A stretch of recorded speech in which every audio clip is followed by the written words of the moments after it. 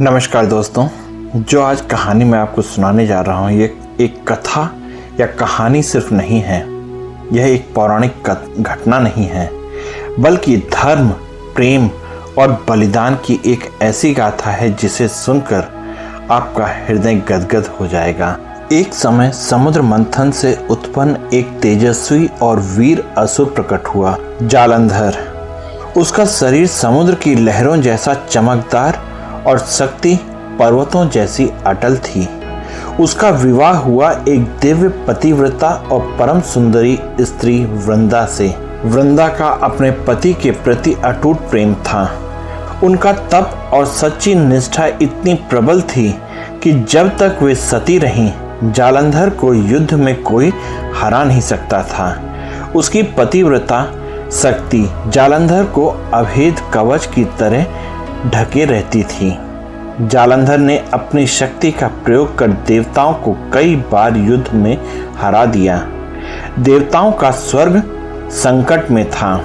वे भगवान विष्णु के पास गए और करुण स्वर में बोले, प्रभु, जब तक वृंदा की पतिव्रता शक्ति है, जालंधर अजय रहेगा, हमें बचाइए। विष्णु जी ने गहन मौन धारण लिया।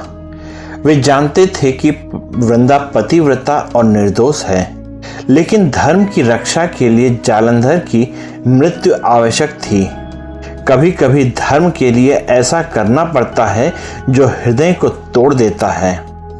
भगवान विष्णु ने जालंधर का रूप धारण किया और वृंदा के आश्रम पहुंचे। वृंदा ने अपने पति का रूप देखकर बिना किसी संदेह के उनके चरण स्पर्श किए।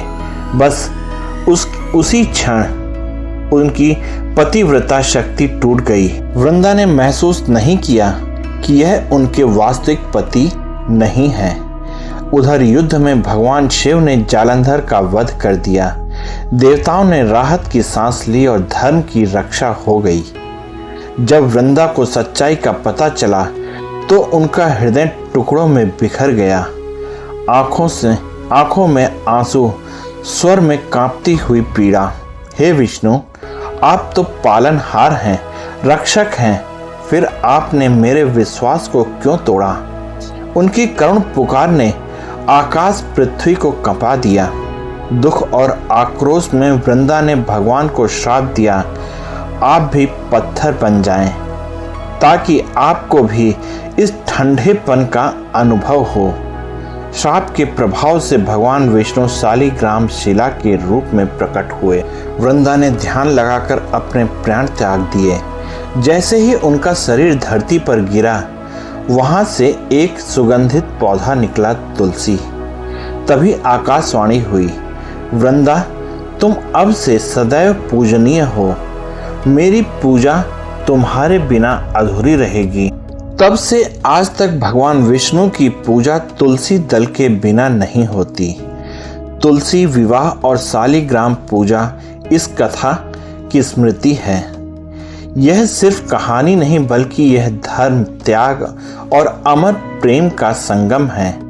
मित्रों, यह कोई सांसारिक अनैतिकता नहीं थी, बल्कि धर्म की रक्षा के लिए कठिन निर्णय था। वृंदा की पतिव्रता शक्ति अमर हो गई तुलसी के रूप में। भगवान विष्णु ने वृंदा का सम्मान सदा के लिए सुरक्षित कर दिया। तो दोस्तों, अगली बार जब आप तुलसी को जल चढ़ाएं या शालिग्राम की पूजा करें तो इस कथा को याद रखें। तब आपको महसूस होगा कि यह सिर्फ पूजा नहीं, बल्कि उस अमर त्याग, प्रेम और धर्म की स्मृति के है, जिसे कभी भुलाया नहीं जा सकता। तो दोस्तों, आप सब लोग इस कहानी में मेरे साथ बने रहे। आप लोगों को ये कहानी कैसी लगी, कृपया कमेंट करके मुझे बताइएगा। और आप सब लोगों का बहुत बहुत धन्यवाद कि आप सब लोग इस कहानी में मेरे साथ बने रहे। जय हिंद दोस्तों।